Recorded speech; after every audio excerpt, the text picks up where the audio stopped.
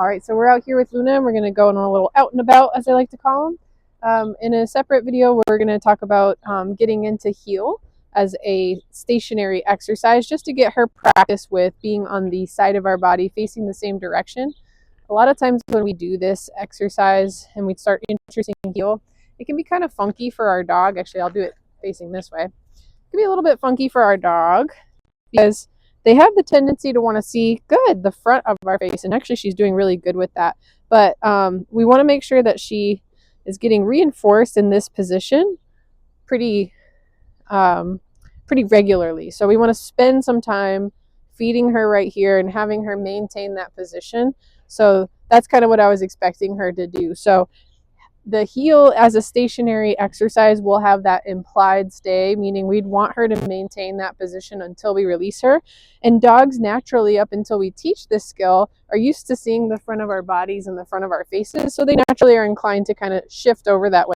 So eventually I would kind of use my no reward marker and a little bit of pressure to help get her back into that position, and then just make sure that I'm maintaining that. So I'll use my good reward with and without food in this position, and then I would, when I'm ready for her to be done with that, I would say okay and just release her out of it, or I could release her with my clicker.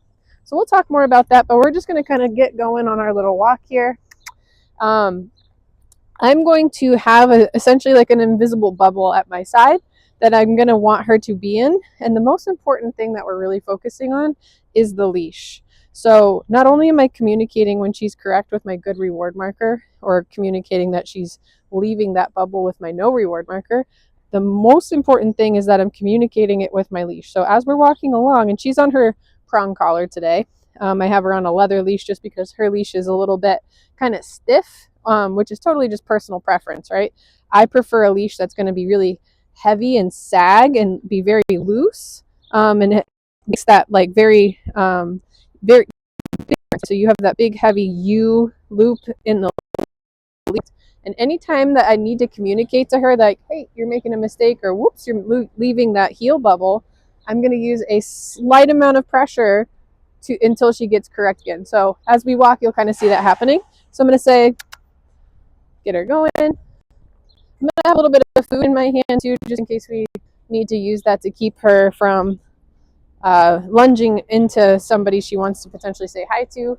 So we're going to keep her successful with, so right here, she's left, I don't want her to cross behind me. So when we're walking, even if we're like loose leash walking and not necessarily heeling, I want to make sure that my dog is on one side of my body and not crossing behind me or crossing out in front of me, because especially when we're walking in tight public spots like a sidewalk, that can be a little bit dicey. So where we have people coming, hi. Good. I know I was too. Yes. I'm going to spend some time pairing the moment she notices, yes, a person with a little bit of food from me. Sometimes I can even back up a little bit. Good. So right there, good. I want to pair food when she notices somebody with food. So there's somebody coming up behind me, so I'm going to kind of just make a tactical movement here. I'm going to be prepared. Good girl. Good job. Good.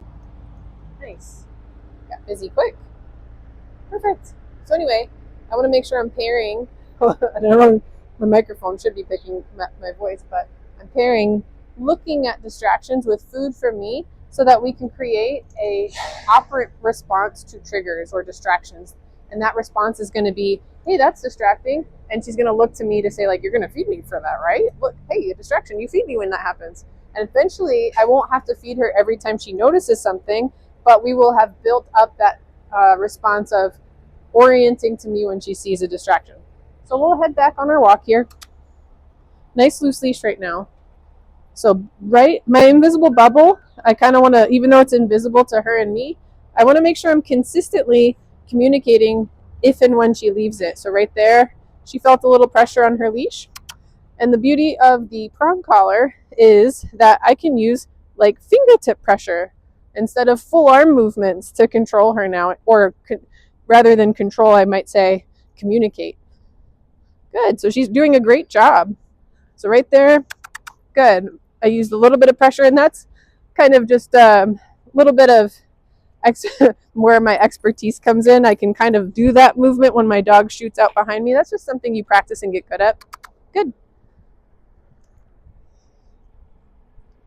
But she went to cross behind me, and I kind of just had that leash pressure there. Good job. And so hopefully you can see that she has a nice loose leash right now. And leash pressure is only happening when I need to communicate. And I might keep an eye where there's like some construction debris. I'm going to use a little pressure here and there if I notice her trying to sniff or pick anything up. I mean, sniffing's fine, right? But I want to make sure that I can control her ability to actually grab something yucky off the floor there. Perfect. So she's doing super duper good. Yeah, good job.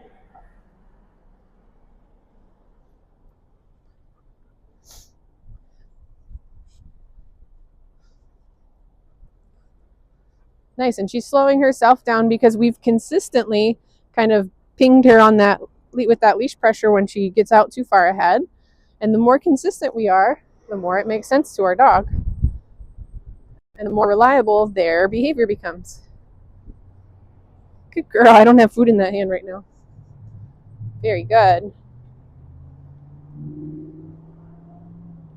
So for her, another thing we're going to start to want to work on is obviously polite greetings. I would say for her in particular, where she is such a social butterfly, I know that, or I have a feeling at least, ding, I'm giving her a little feedback right there because she was getting out too far ahead, that she would be a very enthusiastic greeter with the potential to jump on somebody. And I've seen it happen. So I'm more inclined to spend some time working on her neutrality towards exciting people she potentially wants to say hi to. So that would be that exercise again where we were kind of pairing food. And there's some yucky food on the floor right here. I want to make sure we don't eat. Good. Let's go. Good girl. Nice job. Yeah. So I'm going to pay her for noticing and ignoring people for right now. So neutrality is sometimes, no thanks. Good. The first step to polite greetings.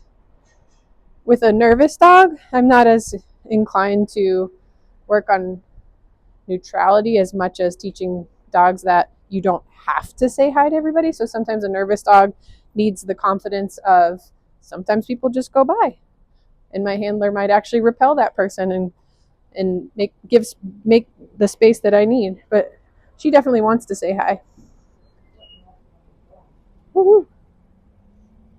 All right. So she's doing fantastic. We're just going to continue our little walk, and then later on at the studio for our next training session, we're going to work on the getting into heel exercise as a stationary position and start working on that implied stay aspect of it, because we really want to differentiate loose leash walking with actual heeling. So we'll make another video on that. Good job, Luna.